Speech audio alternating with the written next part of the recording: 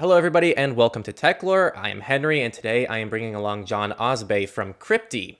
For those who don't know, Cryptee is an private note-taking solution. It also has end-to-end encryption. They also have photos as well, and it's something that I recently migrated to myself, and it's actually one of the reasons we're having this interview. So some context, we made a private note-taking video several months ago, and it covered different private note-taking solutions. And what people don't know is that video was scripted and pretty much led by our editor, who is actually the person who cares about note-taking apps.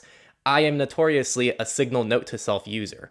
I just use Signal Note to Self for literally everything, and I have been very firm against note-taking apps because I like to keep everything as minimal as possible. But I realized I kind of needed a more robust solution, and then I really looked through all the options, and I decided to go with Cryptee. When I started using Cryptee, I had some questions and things I was like, okay, like, what's going on? And so I reached out to John because I already had John as a contact, and we started talking, and there was a lot of interesting things I was learning about Cryptee that I think actually applies to a lot of the privacy world as well. There's a lot of things that people don't think about when you're using open source tools and privacy and security oriented tools, you don't think about these things, and I think John would add a lot of context to Cryptee, but also just a lot of things in general, especially for progressive web apps. So I think this is going to be an interesting discussion. It's going to be very open-ended, and I think you're all going to enjoy this a lot. So welcome, John. Well, thank you for having me. It's a pleasure. And I've been following your videos for a while now, so this is especially amazing for me.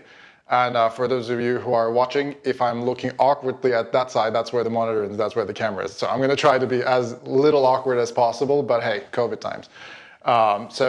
Thanks for having me. It's a great pleasure. And like Henry mentioned, we've been talking a little bit back and forth about some of the things that we've been working on at Cryptee and some of the issues that we face at Cryptee. So we realized, hey, there's some really interesting potential and some interesting problems that we face every now and then. And so we figured perhaps it might be actually just worth making a cute video and talking through some of these things. Cryptee is only a web app. So all you can use this is inside your browser. That is correct. Yeah. So do you mind explaining why you made that decision? Yeah, of course. So basically, there are a few things. The most important one being, we really don't want to rely on app stores. Like this is huge, and we actually have this on our download page as well. We wrote all the specific reasons why we're not big fans of app stores, etc. To begin with, we don't like monopolies. It's just ridiculous that app stores have these great monopolies that we can't really escape nowadays, like either on the Apple side or on the Google side, and they have this unfair rule system, so to speak, that just basically says like, hey, well, Apple has to take 30% of your money no matter what. And let's just set aside the fact that we're a small company trying to go against multi-trillion-dollar companies and they want to take 30% more off of it. Or let's just set aside the fact that if we're selling our app in the App Store, let's say in Google Play Store, we would be paying 30% to Google, which is a company we are trying to build alternatives to. Like we would be feeding them in some way. It's just ideologically really weird when you think about it that way. There's also other issues, like app stores can and often do censor apps. A good example of this is Apple removed Quartz News' app after their coverage of Hong Kong in China, after I believe like Chinese government's request at the time. Or a more recent example from this week actually is like Russia is now, as far as I've been hearing, slowly clamping down on App Store itself and shutting down apps. So, okay, if we as a company are building tools that are hopefully enabling peace workers and activists in these difficult geopolitical regions, and our goal is to enable these people to be able to go and stand against these nation states at some point, and we want to build tools that people can use to go against these nation states, then we can't just rely on other companies in other geopolitical regions, say for example Apple with their App Store, to do exactly what we're willing to do. And like as we can see, they probably can't. And I mean, Russia's a very recent example and China's a relatively new example, I guess, but we realized it might actually be the best option for us to simply go with web. And I think perhaps it's important highlighting before we go any further into this is that with Cryptee, what we would like to do and what perhaps differentiates us a little more than the crowd is that for me, it's incredibly important that Cryptee is a tool that you use for safekeeping stuff without having to think about if a government or if a nation state or if a big tech company can take a look at your files. Like if your goal is to just avoid big tech, you can quite literally go to any small software startup, you're still avoiding big tech after all, right? Like that's not necessarily the best way to look at this. So there are like encryption's relatively easy. Anyone can add encryption to their regular note-taking app or their regular cloud storage app, etc. But it takes a different level of dedication to be able to offer a service that can resist censorship or that can resist nation state requests or that can resist attacks from nation states. So what we're trying to do is provide that. And that requires a different level of dedication to what we do. And that requires a different level of consideration, if that does make sense. So with this in mind, some of these things are not practical. Like they're not going to be practical. It's not going to be as easy as the basic apps that you go ahead and install, etc. So we know it's not practical to use this daily in the most quick way. Like signal notes are going to be definitely much faster if you send yourself a message, so to speak, right? So it's stuff like this. And also there's other issues like with cybersecurity and with data privacy. It's incredibly important that we are able to push updates out in mere seconds if we have to. If there's an issue, if we detect that there's an anomaly going on, if we detect a security problem somewhere, we need to be able to push these updates out right away. There are instances in the history where you can see, for example, that Apple's actually held back Telegram's updates, and this happened right before the GDPR compliance was happening. Russia was asking Apple to hold back or remove Telegram or something like this, so Apple held back Telegram's updates, which made them miss the GDPR deadline because they couldn't push the update out in time. So this shit happens, and this is a thing that, like, what if it was a critical security update? What was going to happen then? Like, or these types of things, it's not ideal. And we also have deniability as a part of our threat model. We want to be able to offer Cryptee to those who are in difficult situations where they might need to deny that they're using Cryptee in the first place and have some plausible deniability. A good example of this is, say you're in an abusive relationship and you have an abusive partner who really wants to take a look at your files or really wants to take a look at Cryptee. We want to be able to offer you a way out of that. We want to be able to offer you a way to defend yourself as best as you can in a very difficult situation like this. So deniability is another part. If you download something from the App Store, there's a forever history of you downloading it from there. But if it's a web app, then you can't see if someone's using Cryptee or not. There is simply no download log or history of something like this, basically. You also have ghost folders, and I assume that's for deniability as well.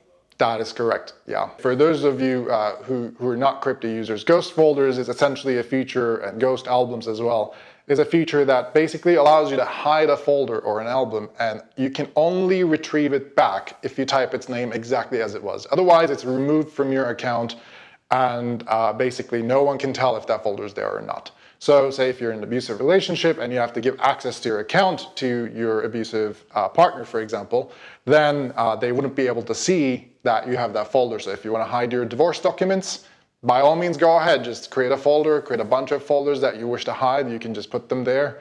And even if you open your account, even if you give your encryption key, even if you show the account to that person, they won't be able to see that folder's there unless they type the name of the folder exactly as it is. So, and this comes in handy in a bunch of other different scenarios too. If you're a peace worker in a difficult geopolitical region, or if you're a reporter and your device might be seized or searched, you can actually also hide these folders or albums as well. Or if you're going on a protest and you would like to document police brutality and you would like to hide these photographs that you took documenting police brutality, for example, you can do exactly the same. I'm not saying you should do this. I think you should always judge based on where you are, how it fits your threat model, and whether or not if this is the right thing to do for you. But we want to provide the tool, and if you feel like it's something you need, it's there. If you don't need it, then it's just an extra that you don't have to use, basically. Totally. So kind of the main takeaway is it's cool because, and this is something that I know you alluded to earlier, but you prefer the progressive web app because it gives you pretty much complete control and autonomy over your own product, which I think is cool. I think most recently, I don't know if you heard about Bromite. Bromite, for those who are listening, is probably one of the most private and secure messengers you can get out there. It's Tor routed. Everything's open source as end-to-end encryption. It has disappearing messages. It's one of the best messengers you can use for safety, and it even works offline. It has like its own network. You can use it via Bluetooth. There's lots of cool things about Briar, but Briar was actually briefly removed from the Google Play Store. So these things happen where if it's purposeful or not, a lot of times it is accidental, for the record, but these things happen even accidentally. And so like being reliant on an app store is kind of a big ask. And I mean, these types of accidents can be very costly to those who rely on apps like Cryptee in very mission critical situations. So like if suddenly your app is not getting an update in a very critical moment, that's bad. So we figured it's probably not the best idea. And I mean, also it's worth mentioning, like we're a company, we're bootstrapped. We don't have any venture capital backing. We don't want to have any venture capital firms influence over the type of product that we're developing, because I think it's incredibly important that a product like Cryptee is not influenced by anyone's money, so to speak. And so we're fully sustainable with your subscriptions. And like we got really lucky, and I'm really grateful to our amazing users who have been avid supporters since day one, pretty much. But there is also a cost and practicality side of this, right? So if we would like to develop an iOS app, an Android app, a Mac app, a Linux app, a Windows app, etc., like you're talking about 5 or 6 platforms, and like you're based in West Coast, I presume. So like a basically developer, even if you get like a medium or senior level developer who has experience in encryption, it's like their salary is going to be like at minimum $100,000 a year, I'm guessing. So, okay, that means we have to hire 5 people just for these 5 platforms, and you're looking at $500,000 a year just on those 5 developers. Okay, great. But we also have to give up 30%.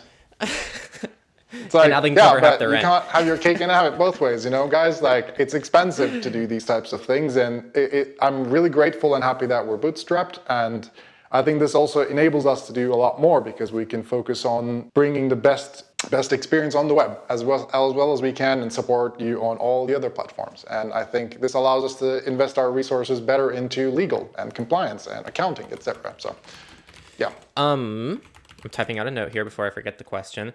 Before that, though, to kind of finish up the autonomy thing, so you got the web app, so people can download and use Cryptee regardless of what's going on in the world, for the most part. As long as your servers stay open and people's phones still work, they can use you. Doesn't matter if they're not signed in. More importantly, the app is installed, so the web app works even if you're offline and even if our servers go down, just to be very clear. Very cool. So you mentioned you don't rely on third parties. And I think this ties into this really well because it has to do with the autonomy of the service. Yeah. What are the traditional things that other companies are reliant on that people don't know about and that you just don't do? Because I think these are things that you don't, like, if someone just downloads and uses Cryptee, they're like, okay, this is a service, but like they don't see what's going on behind the scenes. Exactly. So I think a lot of the times, like when people think about startups, like this is the important part where like I mentioned, if your threat model is just go away from big tech, you can use any small startup and they will be able to maybe keep your data away from big tech. But if your threat model is making sure that even the nation state actor can't request your data, or even a nation state actor can't easily have access to your data, then we have to consider a lot of other interesting things. Like a good example is we don't want to load any third-party scripts. We don't want to load any third-party libraries. We don't want to load anything from a third-party service. So like an average startup, probably everyone uses something like Zendesk for their help desk. We don't want to do that. We don't want anyone to be able to see what you write, even to our help desk. Maybe you're writing to ask for help about an abusive relationship that you want to get out of, and what types of tools you can use or what features of Cryptee can help you. We don't want that to go out. So to combat this, and also there's the other element, which is like we can't audit Zendesk's code, or we can't audit a third-party help desk system's code. So why put that script into our app if it's unreliable? Like then their security becomes our vulnerability. So we don't like that idea. So we built our own help desk system, quite literally from ground up. All our help desk runs on our own service. We don't have analytics from third-party services. We built our own so that it runs on our own platform. We don't use any third-party monitoring tools. We built our own. We don't use any third-party backend administration tools. We built our own. So all these things come into play where once you realize we have to do these because we don't want even the slightest hint of possibility for a nation state or someone else to be able to use those avenues, subpoena this third-party company from who knows where, to be able to get access to your data, basically. So that's partly why, and I think it's incredibly important for companies like us, companies like Proton Mail, companies like Signal, to remain as independent as possible. Otherwise, it's a difficult game. Yeah, and that's very cool. And for those listening, if you just randomly watch a surveillance report, which is our weekly news, I guarantee you there's going to be a story that has to do with some kind of breach or some kind of vulnerability that was found in some kind of third-party library for a service. It's just such a common thing. It happens almost weekly. Like big tech companies get affected by this stuff too. It's not just small companies. It's a very common problem, and third-party libraries and third-party SDKs for Android and things like that are pretty big problems. And so for Cryptee to be very independent is something that I personally find very valuable. And like you said, it would be beneficial to pretty much everyone. Perhaps another aspect of this is like, even when we're coding Cryptee, this is the craziest part I get the most criticism for. We didn't even want to use things like React or Angular, etc., just because these are also JavaScript frameworks or libraries that are developed by third parties that we also can't audit. So most of Cryptee is either pure JavaScript, or we're using something called Zepto. It's basically something like jQuery, but not, if that does make sense. So just to give you a baseline explanation of, we don't want to rely on anything that constantly gets updates, constantly has licensing issues, constantly could change, and we wouldn't be able to audit.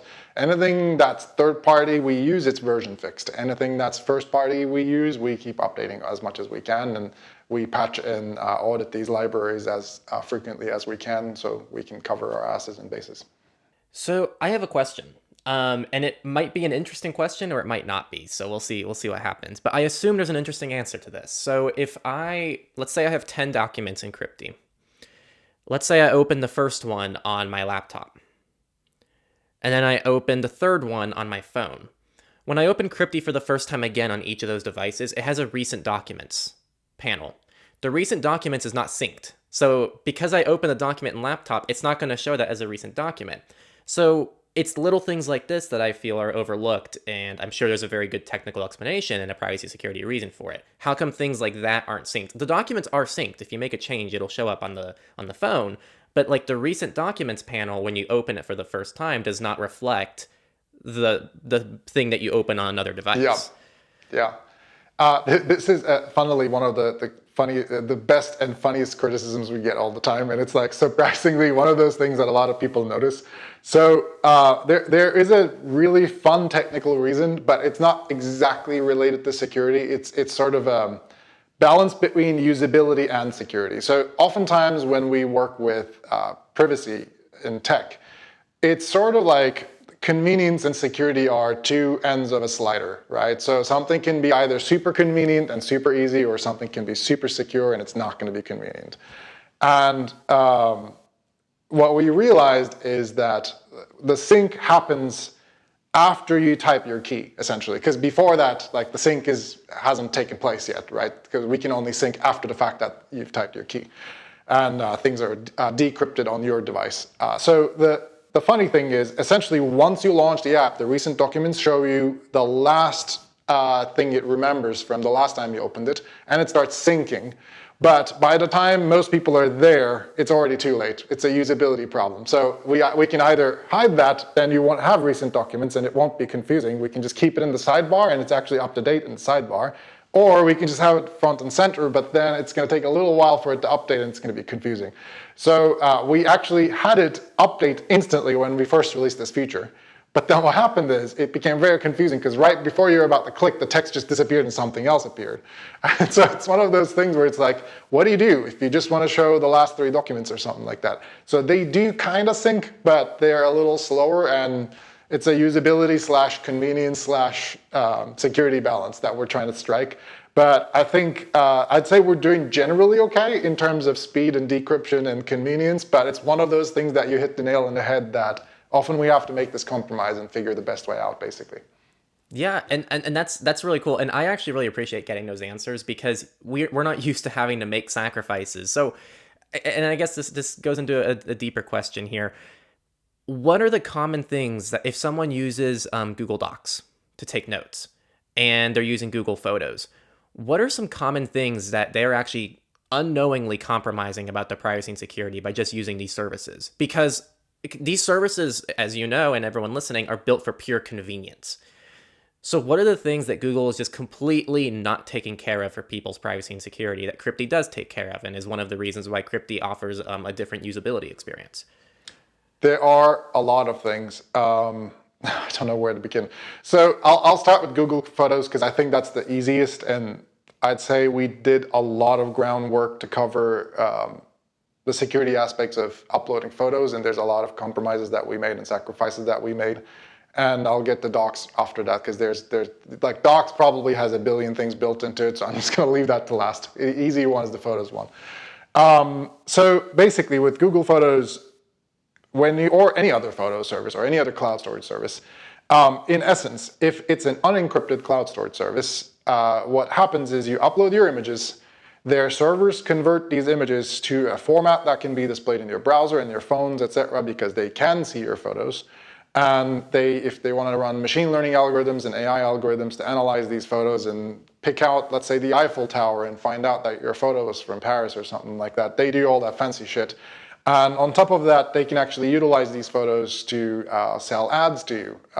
And so that's, at least for Google's case, the biggest thing that they're doing. There is of course, no one will be able to prove that's what they're doing without looking at their code. I mean, no one can really open this up and take a look, but they can do it, and they probably do it. So it's one of those things where like your EXIF data can also reveal a lot about you, right? Like if your photos have location information on them, and if your photos have like people's names tagged on them, all those things are uploaded to these services, and they can actually tell if you took a picture with 3 other people's faces in it and they have Google accounts and they can see those people's faces, they can tell who you hang out with, etc.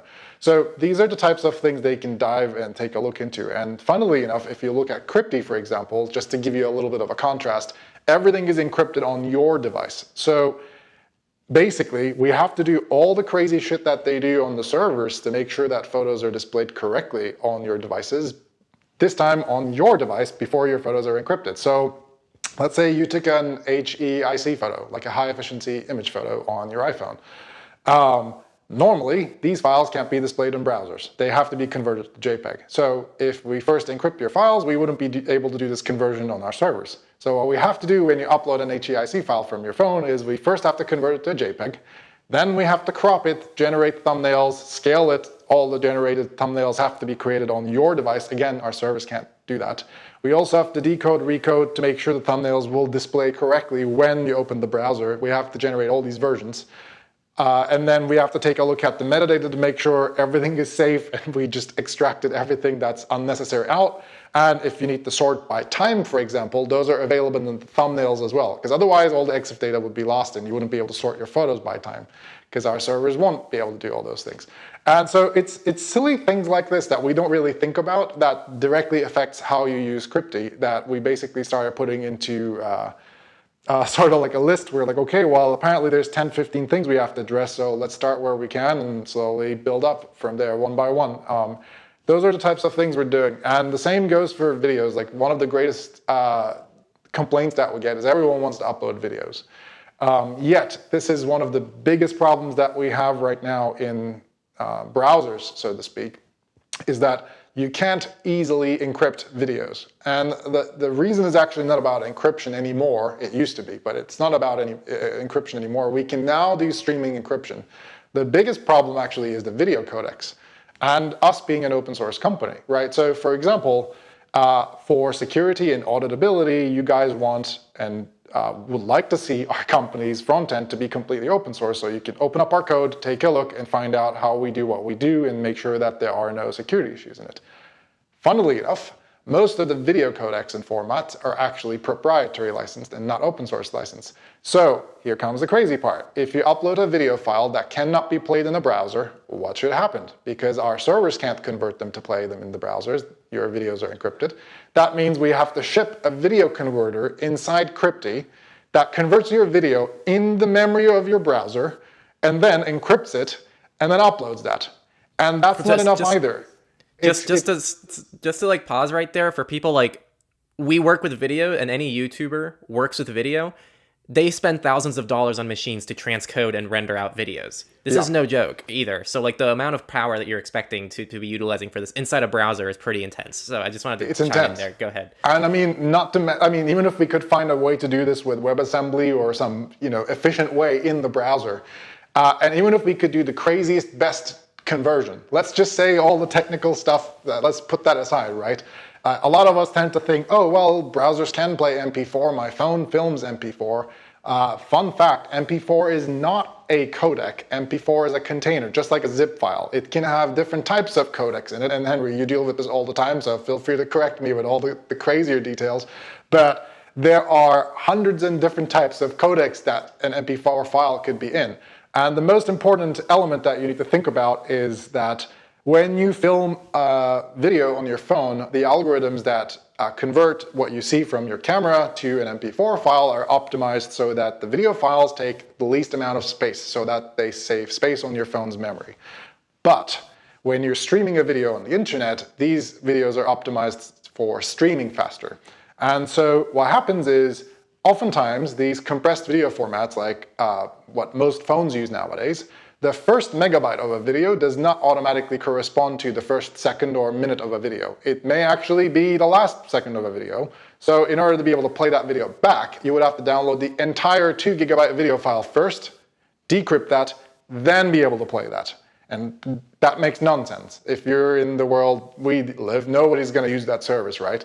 But here's the problem. Then we would have to convert that video to a streamable video format where the first megabyte does indeed correspond to the first second. So we can start downloading, decrypting, playing, and keep doing the same in a loop, so you can, have a smooth video play experience, so to speak. So there is no easy solution to this problem. The video codecs are never going to open source. We're not going to be able to ship an easy, quick video conversion algorithm inside Cryptee, unless browsers themselves do provide some technologies that will enable some of these features.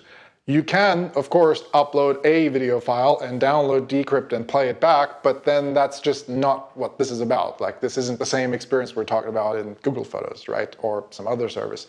So these are some of the things that we're used to from these other services that we're not going to be able to do in the privacy realm, especially in the video upload, video encryption realm. We're still looking into this. We have a few ways of working around this problem. We're chunking out videos. We're trying out different ways to tackle this problem from different angles, and we're making great progress. But at our scale, there is no easy way around this problem, so to speak, because at our scale, there's going to be hundreds and thousands of users who are going to want to do a video filming session with some really crazy DSLR camera or some Xiaomi Mi phone that uses a different codec, and then upload another part from a Sony phone which uses another codec, whatever. And it's like, we can't just do that. Like, that's not okay for us.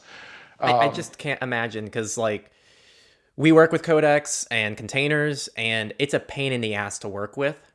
Even with like professional software, like even if you're inside the Adobe suite and a DaVinci Resolve and all these other codecs, even with FFmpeg, all of these tools are still a pain in the ass to work with, and they're professional tools that are offline on a device that you install and pay for.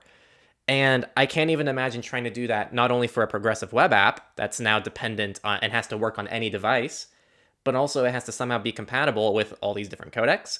And it has to somehow do it in the private and secure way with it. So I can't even imagine. This is like the stuff I work with, and it's like I rip my hair out with just like these basic issues.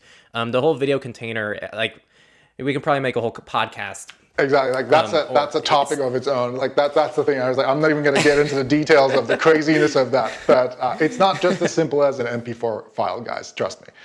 If it was, I promise you, we would be the first to ship that, and you would be uploading your videos, and we would be making a lot more money from you storing videos. Like, everybody would be happy. Trust me. That's not as simple as that. And with documents.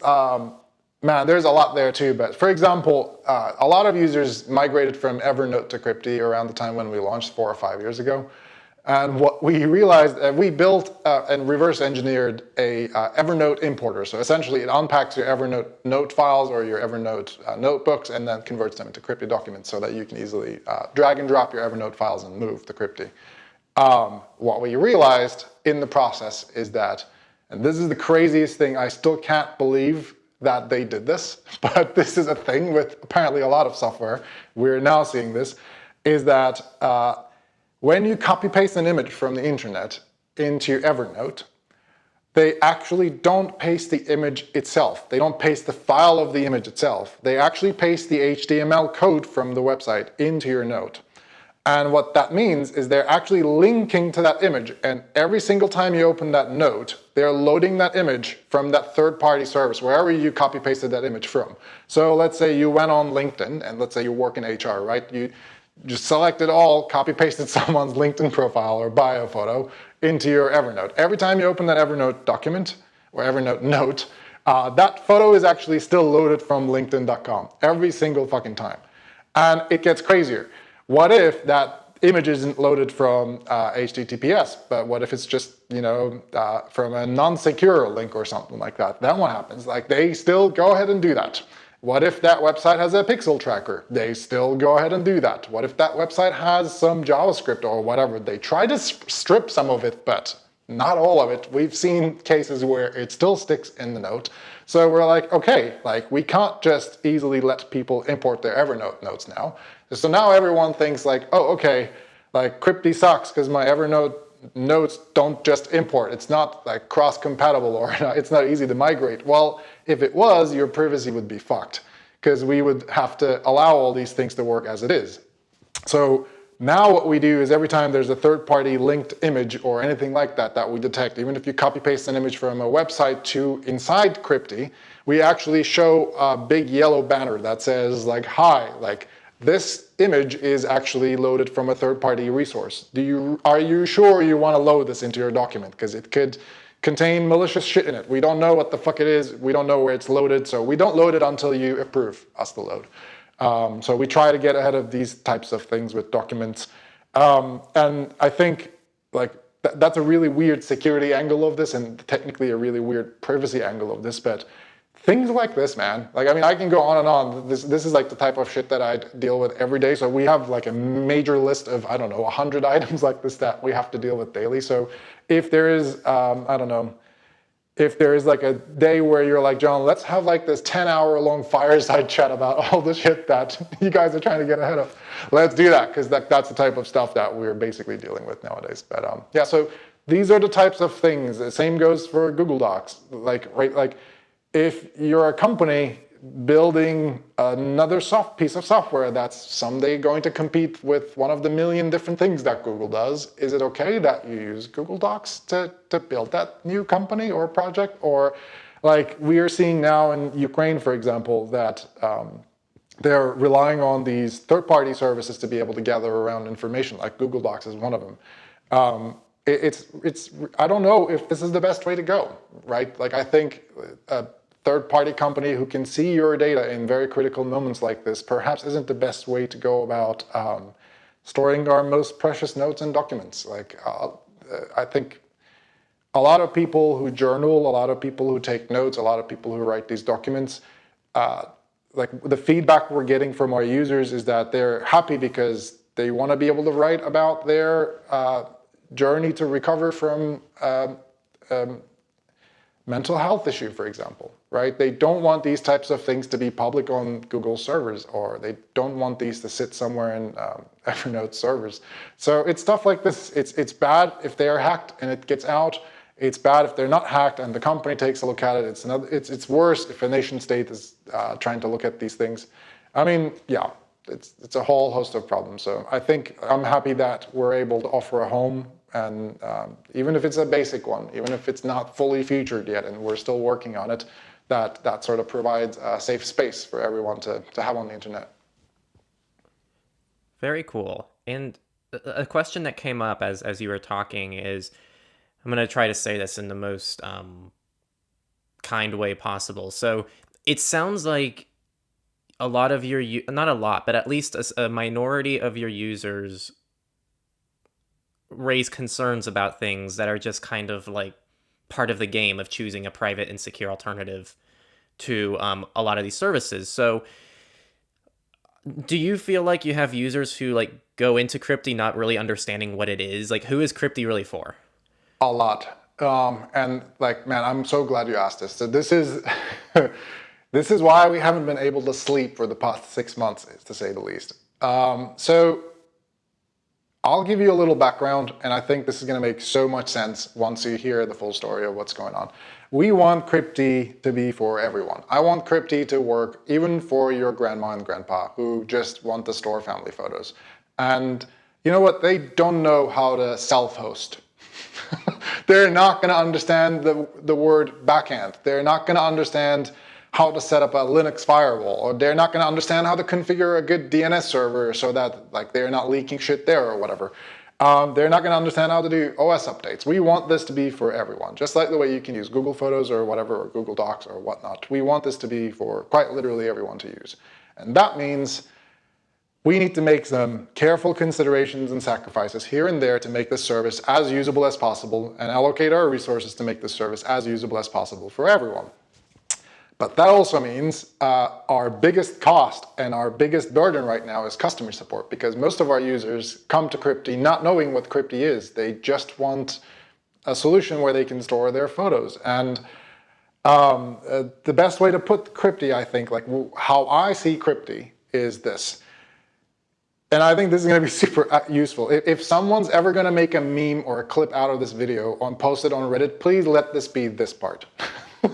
I think this will be super useful if you do that. Thank you. So think about it this way, right? Let's say you're an avid coffee drinker, okay? You like to drink coffee 4 times a day, and you have a favorite coffee mug. You probably wouldn't keep your coffee mug in your safe box at home. You would probably keep it in your kitchen cabinet, because it would be impractical if you have to punch the code in 4 times a day, take your coffee mug out, drink coffee, put it back. And you would probably want to just keep it in the kitchen cabinet for practicality reasons. And similarly, you probably wouldn't want to keep your passport or your home ownership documents in your kitchen cabinet right next to your coffee mug. You also wouldn't keep your, I don't know, private photos next to your coffee mugs in the kitchen cabinets, because it wouldn't be safe or private. Like, what if a friend's staying over, they wake up in the morning and make a cup of coffee for themselves? Are they going to look at your awkward private pictures? Like, no. You probably want to keep it in your safe box. And I think Cryptee is the equivalent of that safe box built for the internet. Okay? Not everything is going to be practical. It's impossible. It's going to take a while for you to open and punch your encryption key, and that's expected. If you want certain levels of privacy and certain levels of safety and security and that peace of mind, you're going to have to make those sacrifices. And oddly enough, I see this problem even with privacy startups nowadays. There's a lot of these new privacy software that are coming out. Maybe like it's okay to pull the brakes, take a moment. You don't have to worry about where to put that next social feature, where to put that next share button or whatever. Like your safe box doesn't have a share button on it. It's just to keep shit safe. It doesn't matter. Like your kitchen cabinet's technically ready for sharing. Your friends can go pick up a cup of coffee there. But so I see Cryptee as the safe box equivalent on the internet. And I think a lot of the people who come to Cryptee expect it to be just a kitchen cabinet that has a padlock on it or something. Like, it's not. Like, better to think about it like a safe box that is mathematically impossible to crack with strong encryption. That's it. And I think as long as you can keep this in mind, then it will become a lot more clear that, oh, okay, some things are not going to be practical. You're probably not going to upload every single screenshot and awkward double chin selfie to your, safe box. So you're probably not going to print those out and put it in your safe box. But maybe you're just going to put the most precious and most reliable and most special or private things into your safe box. And that's what Cryptee is for. And I think it's great. If the way I see it is, if you only need to store, 5 gigabytes of stuff, by all means just do that. Maybe you don't need to store 2 terabytes of private stuff. That's okay too. But I hope this makes sense. That's basically how I see it. And I think a lot of the people who come to Cryptee, like you mentioned, are everyday users. They don't really know what they're coming for. They just want another alternative service. And the biggest problem that we experienced because of that is last summer, I think it was June, Google said that they are going to change Google Photos' pricing. And lo and behold, a lot of people suddenly started flocking to Cryptee. And then a month later, Apple said that they're going to do iCloud photo scanning or something like that. And then a lot of people started flocking Cryptee. So what happened is in June, I believe, this is when Google announced it, we had 110% growth of our user base in 1 month. Then next month, Apple said iCloud scanning is going to happen. We had 130% growth. And then the next month and the next month, and it was like, yeah, thankfully it slowed down, but you know what? Like our help desk customer support, we couldn't get sleep.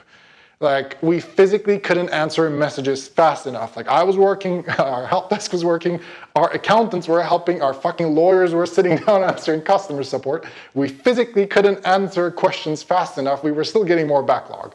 As engineers, we know how to make servers scale, but we just don't know how to make human resources scale. I realized, okay, like how quickly can you hire someone to customer support, train them, but that also means you can't answer some of the questions. It was just a crazy fucking time. And so it's for everyone. We want it to be for everyone, and it will forever be for everyone. If you're a lawyer who wants to keep their client's data safe, if you're a therapist, you want to take private notes, or I don't know, if you're a reporter, if you're a victim or a survivor of abuse, like this is for you. But also if you just want to avoid big tech, it's for you. Or if you're just, a bigger fan of having a safe space for yourself where you don't have to think about that safety, it's for you. It's safe. And that's sort of the idea. And hopefully we'll be able to do a better job at educating our users. Like we're trying our best. Like if you wrote to our customer support and haven't heard from us, guys, I'm sorry. I promise we're doing our best. We're going to get back as soon as possible. But yeah, education is the big problem. And I remember seeing your post recently, and I wrote to you about it too, is that there's a lot of FUD going on, fear, uncertainty, and doubt, and people are spreading a lot of misinformation on Reddit and Twitter and wherever have you. Everyone has an opinion about which service they should use and whatnot. You know what? It doesn't matter. Like, you use what's best for you. Whatever is your threat model, you do that. And it's important that these tools are out there. It's important that there's these companies, building these tools, and we're all friends. Like, we're all fighting on the same side. Like as privacy companies, even if we're offering the same product, we're fighting on the same side here. Basically, the mission is the same. So I think the more us privacy companies educate people, and the more people educate lesser tech-savvy individuals, the easier it's going to become. But right now, one of our biggest costs is education, and there is no easy solution to this. Very cool. Well, thank you for the answer. That was very extensive. They're very comprehensive. And by the way, shut me up if I talk too much. If I start, I'll go all the way. So it's fine. Yeah. I think the context there is very important for people because it's a common problem. I think people, well, honestly, it's a problem going both ways. So on one hand, people sometimes enter, they'll be like, oh, Briar, fantastic. Let's go and use this. And they'll go in expecting it to be a WhatsApp. And then when it's not, there's this whole moment where they just freeze up. What do you mean? I think they do have photo support now, or at least it's in beta. But it's like, what do you mean I can't send photos to people? At least that's what the story was a year ago. And there's just basic things like that. And I don't think Cryptee is as an extreme of an example, but I think that there's just certain limitations when you pick the more secure solution, as there almost always is, right? Like you mentioned, there's convenience and security, and they're typically on opposite ends of the spectrum. Sorry if I hit the mic. And I think the other layer of it too is just setting expectations accordingly. And I think it's kind of an unfair thing to ask people to do, but it's something we just have to do. Like, I think naturally speaking, we set expectations for everything. If you are going to a movie and IMDb rating's a 9, you're going to have very different expectations for that movie than if it's a 6. And so I think it's very important to have expectations set appropriately. And for the record, I think you're going to like this. I went into Cryptee not expecting a great experience, and I was thoroughly impressed. For me, it was extremely convenient. I do stay signed in my session, which makes it more convenient than if I was to sign out and sign in every time. But inside of my browser, in my web apps, it's always signed in. And it is, to me, almost no less convenient than if I was to use something like Google Docs to store my notes. So as someone... honored and really happy to hear this. Yeah. So at least for my end, I don't know if I didn't set expectations high or not, but for me, it works incredibly well. And I really have so few complaints. And actually, one of the things I really wanted to highlight was how awesome the user interface is. Because I'm a big fan of minimalist interfaces. I'm a big fan of things just giving you what you need to do. It's one of the reasons why I wish there was an auto system theme. But like you said, it's not really easy or possible to do in the current scheme of things. But everything just works. which is I'm not really something. happy to hear this. Yeah, I'm a big minimalist guy too. Like I think I only own black and white things, and like physically all my outfits are black and white. You won't be able to find anything colorful, and my apartment's that way. But it's like for me, it was very important that the design of Cryptee is something that you don't fight against. It's just there and you use it, and it's like intuitive and it's quick. And I think the other element that we keep hearing from our users is that some users complain that it's slow and some users say it's incredibly fast. And so we were like, what's the difference? Like, why is it fast for some people and why is the perception that it's slow for some people? And so we finally understood what the problem is. And I think if you come from a note-taking app perspective and you want to use Cryptee for taking notes, and if you're used to something like Evernote is working offline, so it's quite fast, and it's not doing encryption, decryption, downloads, etc. So people have the expectation that it will be just as instantaneous. But if you come from the perspective of using docs, which is why we call this Cryptee docs, then think about how long it actually takes when you open a new tab to open a Google Doc. Like it actually takes 3 to 4 seconds when you try to create a new document or open a new document for their tools and everything to load. And try the same on Cryptee, and you'll understand how much faster it actually is than Google Docs in comparison, despite the fact that we do a lot more. So it's setting expectations, like you said, and I think like we could definitely do a lot better. And I think we need to do a lot better at educating our users as well and the general public. But I'm so happy to hear that. This makes me really happy. Our countless hours optimizing is not wasted. I actually had a quick question too about the whole speed thing. I don't know if this is a configuration problem on my end. Cryptee felt noticeably slower on Firefox for me. That is correct. So this is a browser specific thing, and oh man, like this is like the hottest take. So like I was chatting with David from Safing recently, and like we were talking, and we David's like it's like do say that, and it's gonna be the hottest take of the hottest takes. And I was like, I'm so ready for this. So I use Google Chrome, judge me. And there are a few reasons why I think this is important, but it has to do with my specific threat model, and I have to do this because of my threat model. And there are a few things related to Firefox that are not as great with Firefox that we've been asking Mozilla to take action. We've been asking Mozilla to fix these things, but they haven't. And also, I would like to underline, some of the folks who work at Mozilla on their services, on their browsers, like they're my classmates from university. It's not like I have a thing against these guys. Like, I have an utmost level of respect to these people. And same goes for Google and same goes for Apple. Like we work very closely with these folks, and we're actually closely in touch with Mozilla. Some of the times when they're testing their PWA features, they literally test it with Cryptee. So we're in a very privileged and lucky position in the PWA game right now. But one of the biggest shortcomings, to address your question directly, of Mozilla and specifically Firefox is that so on Chrome, in Safari, etc., we can actually do parallel/multi-threaded encryption decryption. In Firefox, we actually can't do that. Things get more difficult, so to speak.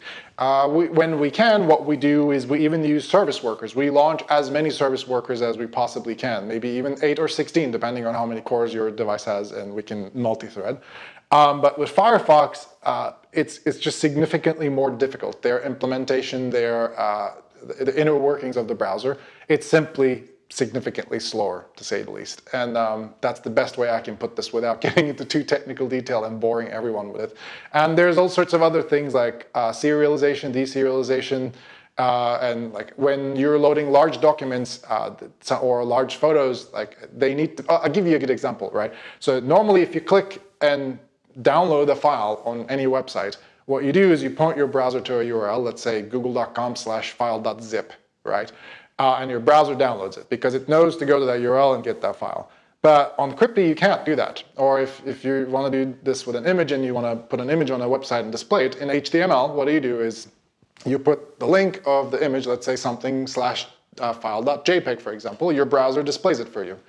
But we can't do that because there are no unencrypted files on our server. So all the files need to be first downloaded into your browser's memory, decrypted, converted to base64 or blobs or whatnot, and then put into your browser's DOM, and that's how you get to see it. So the performance of Cryptee heavily depends on how quickly your browser can do this download, decrypt in memory, put it into DOM. And if any one of these steps are slower, then Cryptee is going to feel slower because we can't use the typical methods in which you use for your browser to just download or display files, basically. So a lot of these things, a lot of the norms we're used to from the web are simply don't apply.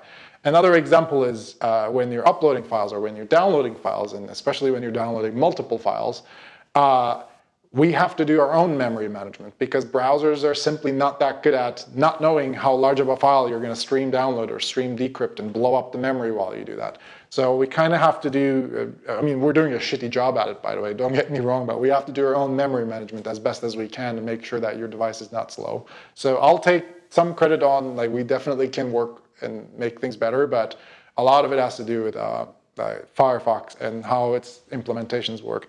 And as for my hot take and why I use Google Chrome, judge me, people, judge me, is it has to do with the fact that, so, okay, look, 2 years ago, Mozilla laid off, 250 people or more. And in the process of doing that, they've actually laid off their entire incident response and threat response team.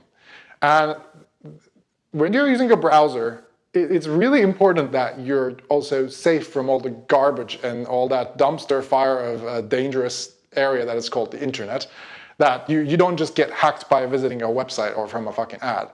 And if you use a Chromium variant, or if you use any other Chromium browser, for example, and they get their Chromium updates, I don't know, a week or two later, that's bad for me because I, as a privacy software and the cybersecurity, I guess, company founder, cannot take that risk of waiting 2 weeks for a browser to get updates.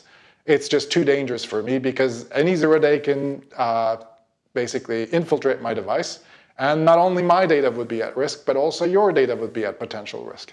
So for that reason, I have to use Google Chrome because that happens to be just the fastest Chromium, one of the fastest Chromium releases that goes out. We can't easily rely on open source browsers because, like, what if that person has something else to do over the weekend and their side project, pet browser, you know, it's just they can't update it for a week or a month.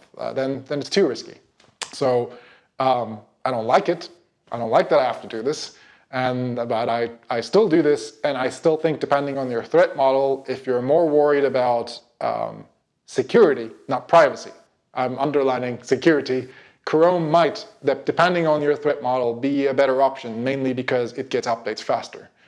And you're covered a little faster. Like, look at Safari. They haven't updated in like 6 months or something. They had these issues with IndexedDB leaking people's files from different places, and it affected us. Like, we had to build workarounds to make sure our users' data is not exposed because of Safari's IndexedDB problems or something like this. So, I mean, I have immense amounts of respect to these engineers who work on these browsers. I think this happens because WebKit team is under-resourced and underfunded, or this happens because the Mozilla folks are under-resourced and underfunded. But for our specific use case, I think it's important to acknowledge what makes some browsers better and some browsers not great for what we do. So, yeah, and I really, really want to highlight everything that John just said because he's a perfect, and I don't know why some of you are even subscribed to our channel who don't understand the things that we constantly say, which is it's all about threat modeling. Something that we consistently say is there is almost always a use case for every piece of software and hardware out there, depending on what you're looking for. And John is a perfect example. He is outlining right now why Google Chrome actually works for him. He's giving logical reasons for doing so, and they're all very legitimate reasons. I know some of you you might have already left a comment right now saying, "Oh, I can't believe that someone who makes." I look forward to your hot takes on this hot stance that I have. I will embrace it. Thanks, guys. It's annoying because it shouldn't be a hot take because you're right. In a lot of ways, Chromium is more secure than Firefox. And so if your priority is security, Chrome also gets the fastest updates. And if your goal is to have the most secure environment possible so that you're developing software that you can ensure is secure, then that's perfect. And for all we know, and you don't have to comment on this, John might have some personal devices where he might not want to use Google Chrome because in those areas of his life, he might want more privacy or he might want more transparency from what he's doing. Again, people, threat modeling, Chromebooks have a use case, Chrome has a use case, Firefox has a use case. Just because John doesn't use Firefox doesn't mean he doesn't recommend some of you use Firefox either. Yeah, I mean, I, do what fits your threat model, folks. Like you mentioned, like I am in this really strange position where like what I use is incredibly important, not just for me, but for all of you who use Cryptee. So that means I have to be in a position where I have to take some of those decisions for not just myself, but also for our users, also for the employees of our company and their family even. Like, because if someone else uses something else that's not safe, that could be a proxy problem for us. And I think it's important. So funny thing is, I don't just use iOS, just so that I can make sure that Cryptee runs smoothly on Android and iOS and on other devices. I have a Linux computer, I have a Windows computer, I have a Mac, I have an iOS, I have an Android, I have an iPad, I have a Chromebook, whatever. And I keep swapping between devices as frequently as possible. And friends in my life think that I am this crazy tech guy who just likes to fidget with gadgets. But I'm like, you know what? No, I just have to make sure that I test Cryptee and it works as efficiently and amazingly and fast as possible on these devices. And it's awkward, it's difficult for me. I don't like that it's my threat model, but it's good. And also, you know what? It makes me a harder to target person because you don't know which device I'm using at what given point. So it's going to be one of those things where you're going to have to figure out how to target if you want to target, because it's always a moving target. But yeah, this isn't about me. Like, this is about what you should do that fits your threat model, and you should follow that. One thing that sticks out for me that we get a lot that I think, like, we briefly talked about this, and I think it's really important that I mention, like when we said Cryptee's for everyone. If this is too long, feel free to cut this, by the way. But what we keep hearing is that everyone's asking us, like, why can't you open your backend? Why can't you open source your backend? Why can't you open source your backend? And we're like, guys, our front end is fully open source so that you don't have to worry about whether or not if our backend is working correctly. As long as things are encrypted correctly in our front end, which you can verify and check. And I would argue that browsers are great for that and better than native apps for that, because you can right-click inspect and check how the code actually is working, something which you can't do in native apps unless you know how to decompile, which 0.0 what percent of the people can maybe do. We want to make sure that our front end is open source, top class open source, in every way commented as best as possible so that you don't have to worry about how backend works. Secondly, you know what? There is no trust benefit of open sourcing our backend because you can't verify that's actually the code that's running on our backend. Even if we open source it, you have no way of knowing if it's actually that backend that we run in the back. And more importantly, companies like us, it exposes our, and I'm talking also, we had a chat with Andy about a month ago, they have the same issue with Proton Mail, is that they keep getting the same question, is that open sourcing our backend exposes our abuse prevention systems. Like companies like us, like Proton Mail, etc., we get metric tons of fucking abuse. So I'll give you one example from Cryptee. People create thousands of accounts just so they can join those free 100 megabytes to create themselves more free storage. So they basically create these thousands of fucking users. Someone created a script that does that automatically. I'm like, great. Like, imagine if we open sourced our backend, which controls the abuse floodgates, what would happen? Like, we're still a smaller company, guys. Like, we can't easily fend off a lot of storage abuse. Or similarly, payment abuse. Like, there's all sorts of things like payment fraud that we have to watch out for. So that if your credit card is stolen somewhere, they can't launder your card on our services and put us in a different position and you in a difficult position. And Cryptee's for everyone. We don't think of Cryptee as this thing you should install on your server and self-host and should know how to self-host, etc. So there really isn't a good benefit of open sourcing our backend other than consume our resources for no reason. So it's really important that I wanted to highlight this, because I think a lot of you in the comment sections now are going to go like, oh great, like they say they're open source, but their backend isn't, blah, blah, blah. Like, yeah, because if it was, it probably wouldn't be as safe. That's why. And it would be only as safe as you being able to host your servers good, and you being able to configure your DNS and your firewall well, etc. Right now, this is one of those rare situations, I think. It might be beneficial and better that it is sort of centralized. And especially nowadays, with governments shutting down services on a whim, there are some benefits of centralization that is not talked about enough, I think, online, that I think this might be a fun note to sort of close. like in the world of privacy and security, we call this collateral freedom. And basically, Signal does this, Telegram does this, we do this at Cryptee, ProtonMail does this, etc. Like they do it in the form of domain fronting, we do it in different ways that basically prevents governments from being able to shut us down easily. Russian government tried shutting down Telegram. They had to pull the plug on 73% of the internet because Telegram kept swapping IP addresses on AWS and Google Cloud, and they just simply couldn't shut it down. And what collateral freedom means is that if you want to shut down Telegram, if you want to shut down Signal or Cryptee, that means you also have to shut down Google and Gmail and all these other critical services that are going to be collaterals for these nation states. So in this case, it's better for us to be a little centralized because then there will be a collateral freedom if they try to shut us down. Like we have censorship resistance built into Cryptee. So if someone someday, a nation state decides to pull the plug on Cryptee, they're going to have a very difficult time trying to shut us down. And if you're self-hosting, all they have to do is block your IP address, done. Like decentralization is good until someone just blocks the IP address. Like we've detected and we've learned and understood and studied, and it's quite easy to see now that governments are a lot more efficient at blocking IP addresses individually, and especially if they're residential IP addresses, than they are at blocking major server companies, like major cloud providers, because then there is a collateral damage that comes along the way with that. So some food for thought, like before you guys go on the why the backend isn't open source part. And I'm really glad the whole time you were talking, my mind was just Signal, because this is the same stuff that people are tough on Signal about. Signal didn't open source their code for a year. Those were like more or less the headlines. Some people in the comments actually said Signal is no longer open source. A lot of this came from another video that was also a little bit misleading with the Signal situation. It was Signal's server code that they don't even have a way of proving to you they're actually running.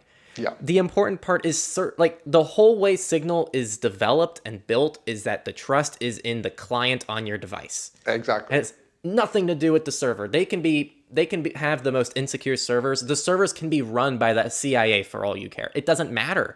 Like, as long as your client is safe, you're good. And that's exactly the key with us, ProtonMail, Signal, etc. And like that's how it should be. And yep. The funniest thing is we put this on our GitHub, like this explanation about why backend isn't open source. It's literally in the description of our GitHub. And you can tell the people who are complaining actually haven't even went there to read the front end source code. Because if they did, they would see why we didn't want to open source our backend. Yet they're saying like, hey, why isn't your backend like open source? We're like, have you even read why the front? Like, have you read the front end one? It says there why. But okay, like we'll answer again anyway. But yeah. Yeah, I see lots of pros and cons, and I know that this video is going to be interesting because I know we covered like several hot takes here. Yeah, this is going to be hot. Oh my god, the comment section! I cannot wait to see what it's going to look like now. Yeah, I mean it's funny because they shouldn't be hot takes, right? Like everything here is about use case. I think there's a very valuable thing about federation, which is it's very hard to shut anything down. At least there's no central like list of rules, right? I think social media, there's the whole risk of like, oh, someone just gets banned on social media. What do they do? That can't really happen on a federated platform. So we're not saying there's not a use case for it, but like we're trying to outline here, there's actually positives to some things that actually aren't always considered positives in the privacy world. So, I mean, I think that's kind of the big takeaway for today. I personally think Cryptee is a phenomenal service. I've been using it. Doesn't mean you should use it, but check it out. Hey, give it a try. It's free, guys. It's physically free. I don't know what any other bootstrap startup can provide. It's fucking free. Go try. If you don't like it, leave.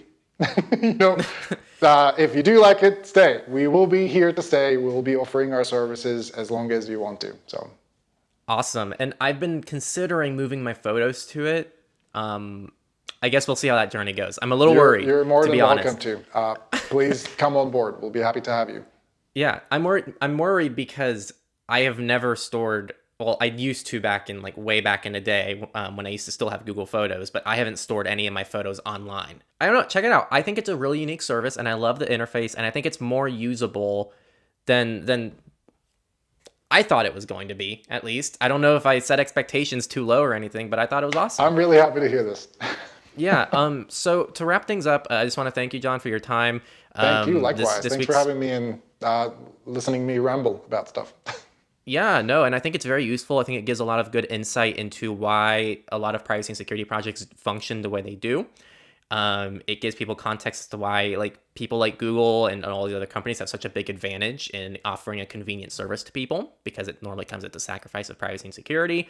And I think it was kind of cool to get an inside look as to how Cryptee works behind the scenes and some of the decisions you all Thank you. make. Thank you. And it's fun And to talk yeah, about other privacy and security things. So thank you thank very you. much.